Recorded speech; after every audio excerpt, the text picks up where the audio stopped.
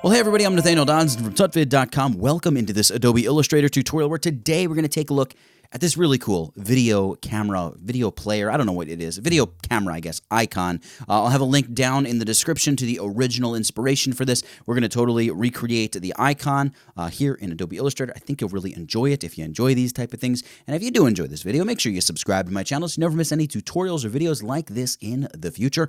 And without further ado, let's jump into Adobe Illustrator and get this thing started. Well, here we are in Adobe Illustrator, and the first thing we'll do is go File, New, and we're going to create a new document, 1080 pixels by 1080 pixels, and I'm also going with CMYK color mode here because CMYK is king, man. Come on. We're going to go ahead and hit Create to create this document. And the first thing I'm going to do, I might actually just hide the swatches panel temporarily because I think most of our color changing we're going to be doing up here in the color panel. I am going to grab the rounded rectangle tool and I'm going to click a single time and create a 1040 by 1040 pixel rounded rectangle with 200 pixel corners. Not 2000, but rather 200 pixel corners. And I'm going to select my stroke here. I'm going to hit the little slash icon to get rid of that. So we only have a white fill. And before we align this or anything, I want to fill this with a gradient. So I'm going to go gradient. I'm just going to click here on the black to white gradient icon or thumbnail there, swatch maybe I should say, and I'm going to select the white mark here. Now the white mark, I'm going to look up to my color panel here, hit my little flyout menu, choose CMYK, and here in CMYK, I am simply going to make this magenta at 94%, so pretty magenta-ish. Then I'm going to grab the black handle, and once more, I'm going to bring up my CMYK controls, and here I'm going to yet again pump a bunch of magenta into it. I'm also going to pump a bunch of yellow into it, and because black is all the way up at 100, it still looks pretty dark, so we're going to reduce black to 0, and there's the gradient that we want, just a nice sort of pink to salmon color, and then I'm going to set the angle of my gradient right here on my gradient panel to 90 degrees. It's going to place our magenta pinky stuff at the bottom, and the sort of salmon pinky stuff at the top. Now that we have this colored in, we're going to open up our Align panel here. We're going to make sure we're aligning to the artboard, and we are going to align both the horizontal and vertical centers just like so. And there, ladies and gentlemen, is the base of our icon. Now, before we go any further, up here on my Layers panel, I'm going to hit the little flyout menu, and I'm going to go Panel Options. I do this almost every Illustrator tutorial, and I am going to just make my thumbnails a little bit larger so we can see them better, and I'm going to name this layer Icon Base. And what I'm going to do is I'm going to hit the space right here between the eyeball and the blue bar to lock the layer up, and I'm going to create a new layer.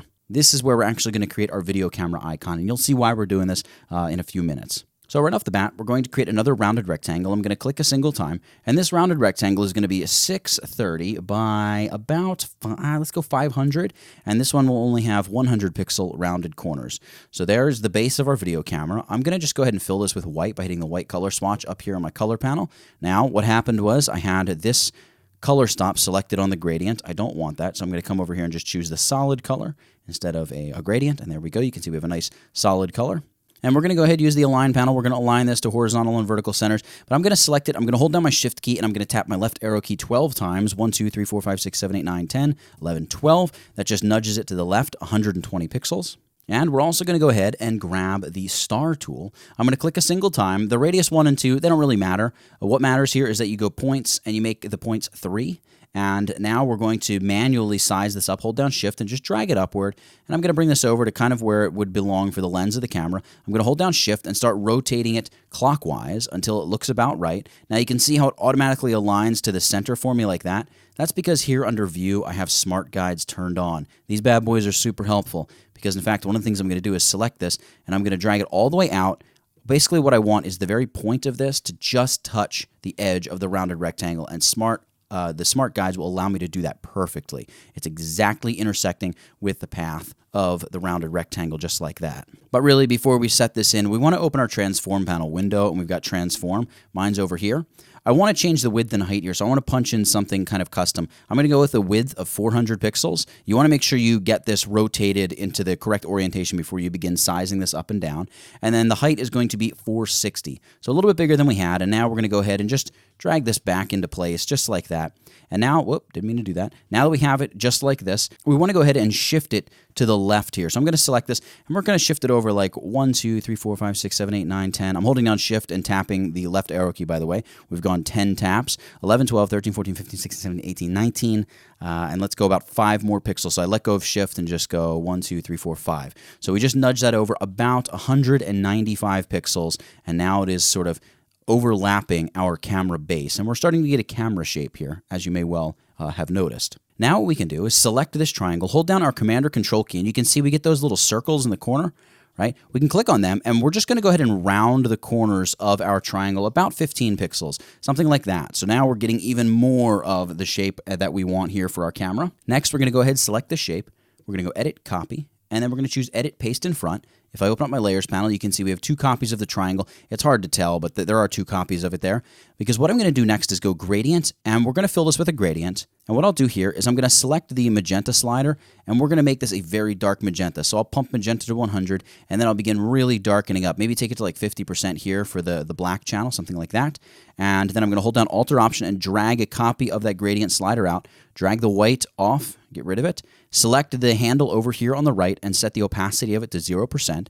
And then we're simply going to push this thing forward and just pinch it together until we have just a nice fall off of that gradient across there. And I'll probably reduce the opacity of this, I don't know, let's try something like 35%. We can always adjust this later. We'll come back and probably mess around with it a little bit later. But just know, we're beginning to build out what will be a shadow for that. So what we'll do is we'll select both of these triangle layers by holding down Shift and selecting both of them, and just drag them beneath our rectangle layer. You can see, there we go. There's more of that shadow illusion that I was looking to build. We're going to select these 3 shapes. I can just drag a selection over all of them, hit Command or Control-G to group them together, and we're going to align this video camera icon to the very center of our rounded rectangle. How are we going to do that? Well, we're going to unlock the rounded rectangle, and we're going to hold down Shift and select that as well. So now what we got 2 things selected. We have our video camera group, and we have our icon base. They're both selected. You can see they both have the blue outline around them. Well, the video camera has a little red outline because red is the color of that layer, but you catch my drift. We're going to now additionally click, not shift click or anything like that, just additionally click the rounded rectangle. You can see now it has a really thick blue border. That is setting that object as what's called the key object. So if I come back to the Align panel here, you can see Align to, we now have this option to align to the key object. That is going to allow me to align the video camera, which is not selected as the key object. It's going to align the video camera to the rounded rectangle. So I can say, yeah, align vertically and horizontally within that rounded rectangle. Voila, deselect, and we have everything lined up beautifully. I can lock up that icon base once more, and we've got the base of our camera in place. So let's go ahead and select the video camera group, and we're actually going to ungroup this. So I'm going to go Object Ungroup. We just grouped it to be able to align it without having everything go all messy on us. And what I want to do is select just a solid color fill here. The color really doesn't matter. In fact, just to illustrate that, I'm just going to go with like a solid yellow. And I'm going to click, well, I'm going to grab the ellipse tool first, and I'm going to click a single time, and I'm going to place a 150 by 150 pixel ellipse. I'm going to drag it over here, and what I want to do is I want to align it to the bottom and left sides of the video camera. And this again is where that smart guides thing comes in handy, because as I drag it, you can see it's going to say, yep, there you go, you're aligned with the left edge, and right there you're aligned with the bottom. That's exactly where I want that to be. And then what I'll do, I will click and place another ellipse. This one's going to be 200 by 200 pixels, and this one I'm going to align to the top and right corner, just like that. You can see Smart Guides allows me to kind of snap that guy right into place there as well. So we're going to select our bigger ellipse here, and we're going to hold down Shift and nudge it upward 1 time. That's going to bump it upward 10 pixels. Actually, we're going to bump it upward 20 pixels, and we're going to bump it to the left 10 pixels, just like that. So we hold down Shift, tap the up arrow key twice, and while still holding Shift, tap the left arrow key once as well. Now for the bottom left ellipse, we're going to tap this upward, holding down Shift 3 times. That's going to nudge it upward 30 pixels, 1, 2, 3, just like that. And then we're going to nudge it left 10 pixels as well. So that's just, again, holding down Shift and tapping the left arrow key. So with these 2 ellipses in place, we can now select them. And we want to create a blend to make a straight edge right off of these circles that we can use to cut into our background video camera shape. Here's how we're going to do that. We're going to go Object, we're going to go Blend, and we're first going to choose Blend Options. Go Blend Options. Here are our blend options. I want to choose spacing. Let's go specified steps and choose something crazy like 300. We want this to be a very smooth blend. Then we'll go Object, Blend, Make. And it's going to fill in 300 circles from this little one to this big one and make just a perfect line right across the bottom for us. We don't have to think about it. We don't have to get a pen tool line or stroke or anything lined up. This just does it so quickly and so easily for us. Then I'm going to select this blend because we want to turn this into a shape that we can cut out and use to punch a hole into our video camera. So we'll go Object, Expand. Right now, this is a blend object. See how it says blend over here in the Layers panel? It is a blend object. So we're going to choose to expand, not the fill. We just need to worry about the object, and it's going to expand it, as you can see, see, to a group of 300 plus shapes, right? All these shapes. It's a little bit too much for us. So let's come over here to our Pathfinder panel. If you don't have this, Window, Pathfinder, voila. And we're going to merge all these shapes together. So I'm going to hit the merge option here. It's going to basically convert it to one big shape. Give it a second. It's a little CPU intensive. Now, one thing you're going to notice about this, if we select it, there are a lot of anchor points all along the edge. If I go to my direct selection arrow, the white arrow, you can see there's so many anchor points. I mean, it's just hundreds of them on the edges. That's unacceptable. So what we're going to do is we're going to go Object, we're going to choose Path, and we're going to choose this Simplify option. Say, yeah, let's go ahead and simplify this a bit. I have the shape selected, obviously. We're going to preview it. A curve precision of 50% really racks and messes up our curves near the top. So let's say, you know what, give me just a really precise curve. And that looks pretty good. And you can see we're going from 606 anchor points down to 45.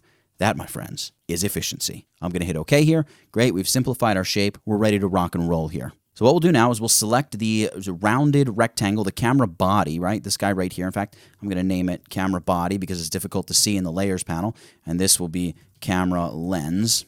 And this can be camera lens shadow. We're going to select the camera body and we're going to duplicate it. Command or Control C and then Command or Control F to paste it exactly in place. And now, while having this rounded rectangle selected, as indicated by this little red square next to our selection circle in the layers panel, hold down Shift and select the little circle next to the path. We have both shapes now selected. We're going to go Pathfinder, and we're going to choose the divide function right here. So the divide function is going to group up all of these shapes, and what it's done is it's taken every path and cut along every path. Let me show you what this means. I'm going to select the group. I'm going to go Object, Ungroup. So what this means here is like this little shape up here, just hanging out by itself, that got converted to its own little shape. And because we ungrouped it, I can select both of those shapes and just get rid of them. We can also select the bit of shape up here, the top of our video camera. We can get rid of that. The big yellow blob, it's done its job. It's created a perfect cutout for us. We can get rid of that. And now we're left with this beautiful curved piece of the camera. And to really just show this off, up here in the colors panel, I'm going to set this to 5% black, and you're going to see we have this nice, well, maybe 5% is a little bit of an understatement. Let's go 15% to really make sure you can see it. We just have this nice, like, curved cut on our camera. I'm going to select this curved piece, and we're going to duplicate it. Edit, Copy. And we're going to go Edit, Paste in front to paste it exactly in place. And then we'll go Object, Transform, Reflect, and we're going to choose to reflect it along the horizontal axis. This is going to flip it almost like a pancake up to the top. I'm going to hit OK, and you can see now it's flipped it up to the top. And because we have View Smart Guides turned on, we can drag it right up to the top, or we can do what we did before and align to the key object, which will probably be the better and faster way to go. So hold down Shift to select the base of the camera. Right, we got camera body selected. You see that? And then I'll click on the camera body once more, not holding down Shift. It sets it as the key object. Go to the Align panel. Yep, we are aligning to the key object. And what I'm going to do is just stick this right to the top of the key object. Boom. Just like that. So now we've created this kind of cool shape here for our video camera. So now it's time to create a swatch. I think we actually will create a swatch. So I'm going to go Window. I'm going to open my swatches panel back up. We're going to create a gradient swatch here. So I don't have any shape selected. I'm going to go to the gradient panel. Let's select this gradient, and let's just add another pink point here and drag away the 0% opacity pink point. And what I'll do is I'm going to make a gradient that runs over here from CMYK white. So everything set to 0, white on one side. And then over here on the pink side, this is going to just be set to 20% magenta. So just white to very light pink.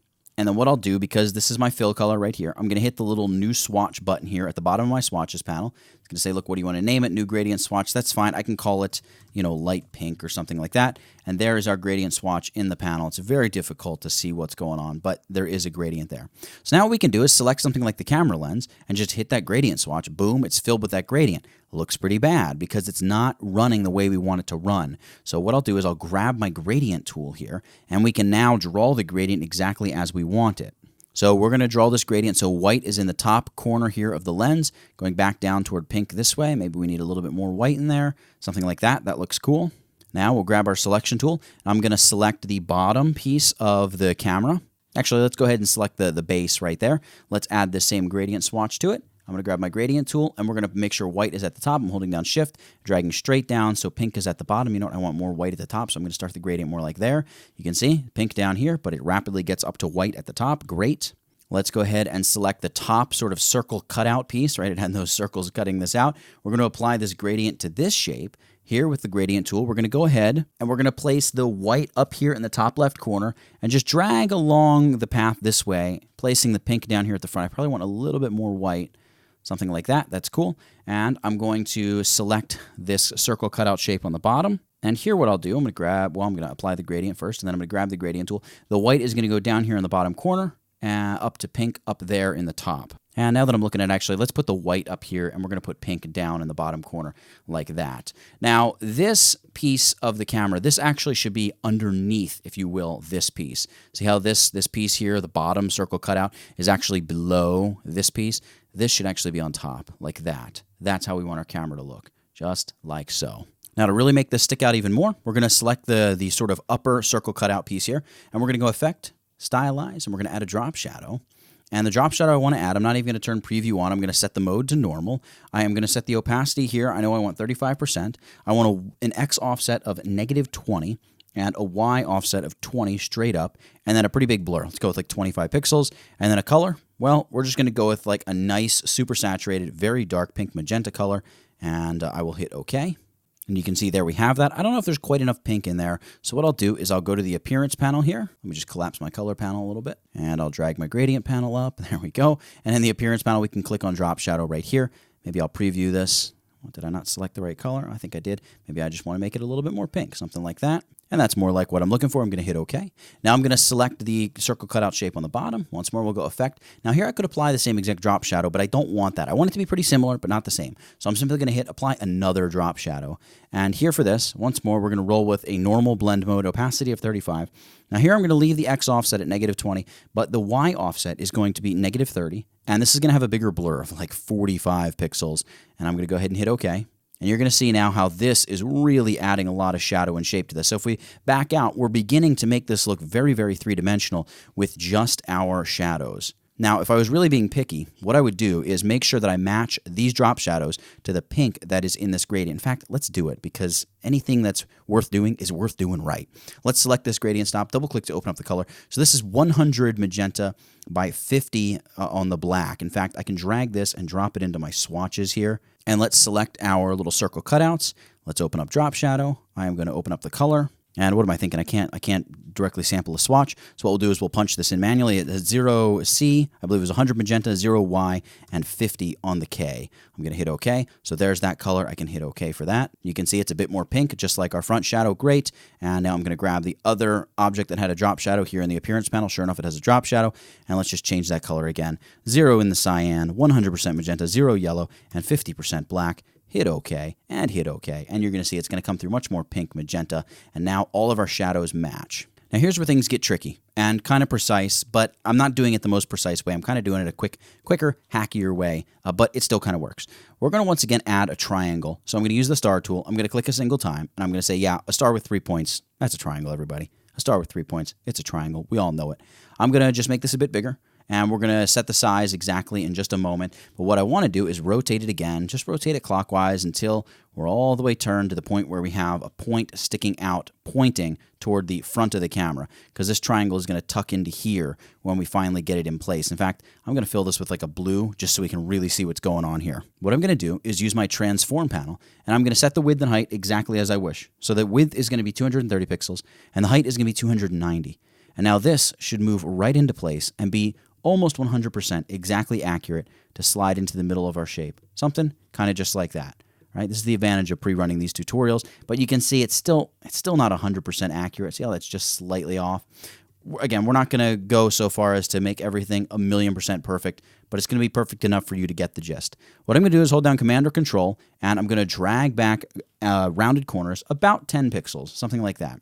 Well, the irony of this is I just spent that time to correct the shadows, stating, quote, anything worth doing is worth doing right. And now I'm talking to you about how I don't quite have it precise, but I'm not going to go in and make it exactly precise. All right, so we got our 10 pixel rounded corners. I'm going to tweak and adjust the triangle if need be to get it into place. I think I kind of like where it is. I filled it with this solid color. And let's go ahead and just duplicate the triangle. So select it, go edit, copy, and then we're going to go edit, paste in front. And we're just going to shut off one of the copies here. We just want to make sure we have a copy of this triangle in place because we're going to need it later for a mask.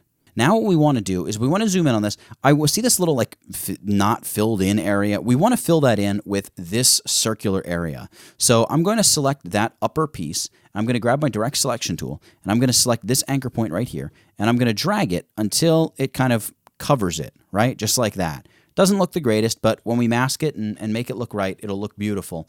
But we really want that to be kind of one continuous little piece in there and look very much like it's just a weaving, wrapping piece of metal or plastic creating this video camera icon.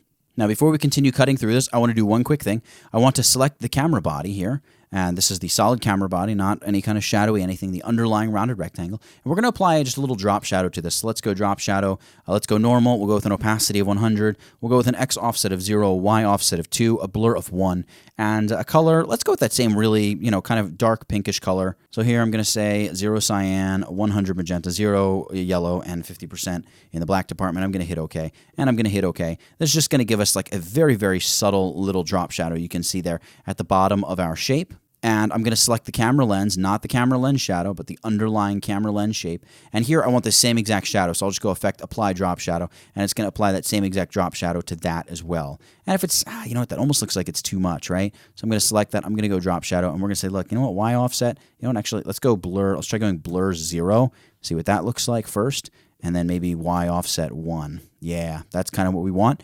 Let's go back to the camera body. I'm going to select Drop Shadow, Y offset 1, blur 0, voila, hit OK. And it's just a super subtle little, just, a little attention to detail kind of thing there at the bottom of our icon. It adds a little dimension to it. Now what we want to do is use our blue triangle and punch a hole through the bottom of our base rounded rectangle. So let's grab that blue triangle there. You can see I've selected it. I've selected the little circle there in the layers panel. I'm going to hold down my shift key and I'm going to select the camera body as well. We've selected them both. We're going to use Pathfinder here and we're going to choose the minus front option. So the triangle is in front, therefore that is going to be used to cut a hole in the underlying shape, the underlying selected shape that is, and that is the camera body. So we go minus front, and you can see what's happened here. Well, it looks like a lot has gotten messed up. It hasn't, though. Trust me here. All that's happened is our underlying shape has been pulled up above our nice curves and everything. So we need to select that underlying video shape, drag it back into place, and you can see what we've got. But hey, this looks kind of weird, doesn't it? Why don't we get the beautiful triangle shape like we would expect? Well, it's because, remember, just a moment ago, we selected our top curved little circle cutout piece, whatever you want to call it, and we dragged this anchor point down, right? Because we wanted this to look proper. We wanted it to look like it should. And now is where we're going to go and finish cleaning that up and make it look the way it's supposed to look. What we'll do is we'll turn on that triangle that we had selected before, and we will select it, and we can really just cut it right off the artboard. So we'll go Edit, Cut. We're not going to need it after this. We're going to create a mask, and we're going to create a mask here on the overarching layer number 2. So I'm going to select layer number 2 directly in the Layers panel. I'm not going to try to select it here on the artboard. I'm going to select it directly. In my transparency panel, right there, window, transparency, voila. And I'm going to double click here on this blank area where there should be a thumbnail. When we do that, it's going to create a clipping mask. I am going to choose to shut off clipping, no clipping. And then we're going to go edit. Remember, we still have that triangle cut to our clipboard. We're going to choose paste in front. It's going to paste that triangle in. And we're simply going to fill it with CMYK, total blackness, and then I'm going to click on this thumbnail right here in the transparency panel to get back to my regular editing mode, and you're going to see we're going to have a beautifully smooth cut play button in the middle of our video camera. And there we have it. It's just a few layers, a few different techniques. It's really not too complicated, just some Pathfinder and some fun stuff like that, and we've created ourselves this little video camera icon created solely in Adobe Illustrator. And yeah, there you have it. We created this icon. We covered all those shapes and gradients, making a blend in there, expanding, using the Pathfinder, and even simplifying a path, for crying out loud. When was the last time you simplified a stinking path in Adobe Illustrator? So we covered a whole bunch of stuff in this, guys. If you didn't enjoy the tutorial, again, make sure you subscribe to the channel. If you created this, if you got this far in the video, make sure you upload your design to Instagram and tag me in it. My Instagram handle is @tutvid. I would love to see what you're doing. If you don't really do the Instagram thing, you prefer Discord, discord.me/tutvid. You can upload your design over there and share it with the community as well, and let people know that you're having a blast following along with these videos. So for this one, and for all the stuff that we learned here in Adobe Illustrator, guys, that's it. Get it, got it, good. Nathaniel Dodson, tutvid.com. I'll catch you in the next one. And before you go, make sure you subscribe to my channel for more great tutorials every day. Also, buy my course. It helps us do what we do, and this channel is supported by viewers just like you. You can also just click the thumbnail and watch another video from this channel. See you next time, guys.